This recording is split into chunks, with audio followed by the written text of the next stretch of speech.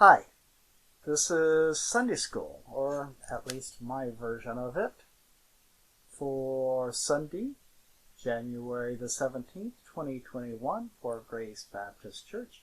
I'm Stephen.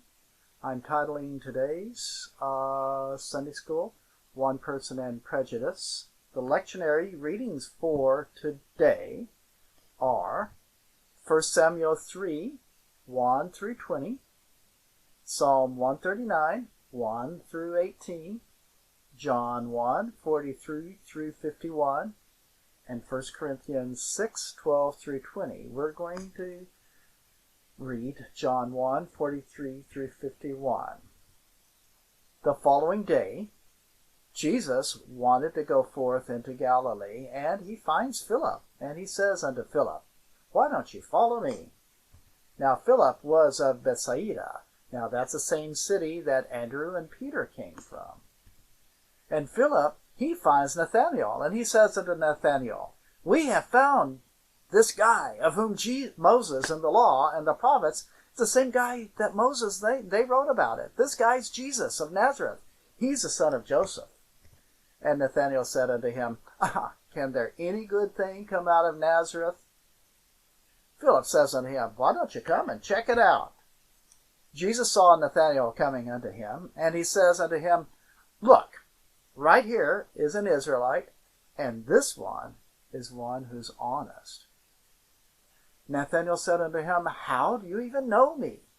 Jesus answered and said to him, "You know, before Philip called you, you were just sitting under a fig tree, and I saw you, and I saw what happened there." Nathanael, he answered and said to him, "Oh, my teacher, you really are the Son of God. You are the King of Israel." Jesus answered and said unto Nathanael, "Are you saying that just because I saw whatever you did under that fig tree, that you believe in me? You're going to see even greater things than this. This is what I'm going to tell you. I say to you that someday you're going to see the heavens open, and you're going to see all the messengers of God ascending and descending upon the child of humanity."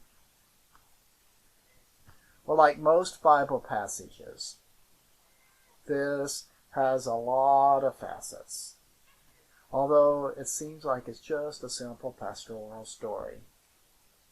Jesus is in the early part of his ministry.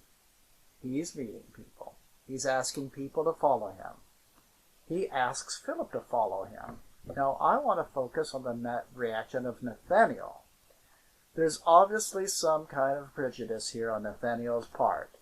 I want you to know that I'm doing a lot of supposing in the next few sentences. The only facts I really know about the two towns is that Bethsaida was considered by the Nathanael to be a finer place. But here go my suppositions. Bethsaida is a lakeside town. It's a resort town. Nazareth is a working town. No palaces or bathhouses in Nazareth. It is not a place of leisure. It is not a place with a town theater, a poet laureate, or a symphony orchestra. Nazareth is one of those places where if the kids are lucky, they can go to a hard-packed vacant lot. They pretend they are at a park. Nazareth is like a town in Central California where everyone works for a living. And Bethsaida is a place on Lake Tahoe, or maybe the ocean, where everyone parties and no one works. Okay, let's be fair. No one can party if no one works. Someone has to make the goodies and clean up the messes. So let's get back to the story and what the Bible really says. Philip tells Nathanael that he's found the Messiah. Now, Nathanael asks if Jesus' town is capable of producing anything worthwhile. I don't know where Nathanael is from. I'd always assumed it was from Bethsaida because that's where Philip was from, and they knew each other, right? His preconceptions are kind of like a fog or a really transparent glass which warps the vision. 1 Corinthians 13:12 says, "For now we see through a glass darkly, but then face to face. Now I know in part, but then shall I know even as also I am known." Now, In Roman times, glasses weren't mirrors. They weren't something you looked through. They were decorative containers, jars. This is a problem Nathanael has. Philip does not call him a bigot, even if he is a bigot. Philip says, "Come, check it out for yourself." That's what we need to do when we are tempted to gloss over reality, because what's living in our heads is more familiar. Maybe Nathanael would have been happy as a good, upstanding citizen of Galilee for the rest of his life if he hadn't met Jesus. But he was willing to do just that, to meet Jesus. He met Jesus. Interestingly, Jesus does not call Nathanael. Jesus makes statements about him. Jesus calls Nathanael an honest man. Jesus says Nathanael will see heavenly things.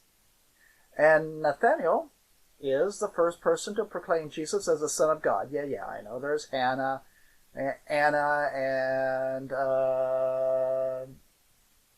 Isaiah, that prophet that he met. There were people he met before who said he was a really important person, but they didn't say he was the Son of God.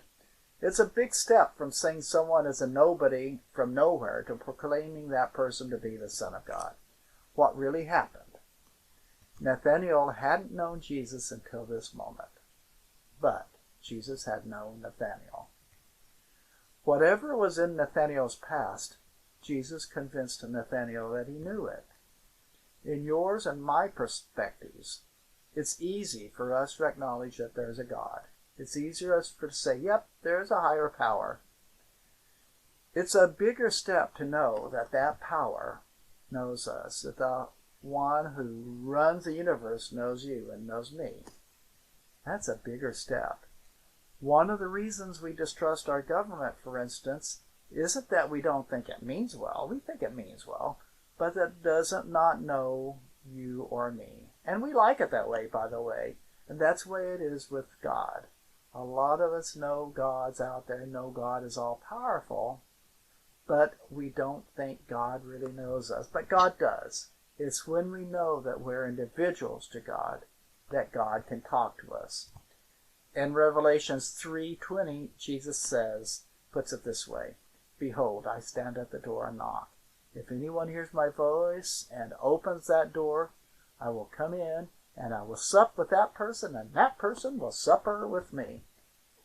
It's a little the same way with other people. We can be friends and we can get to know people only if we let go of some preconceived stuff. We kind of have to let them into our lives, into our hearts. So perhaps we need to let preconceptions go about God as well as those around us. We always need to be in some kind of liminal space. That means that space that's right at the doorway, ready to go this way or that way. We need to be in that liminal space and just about to come and see.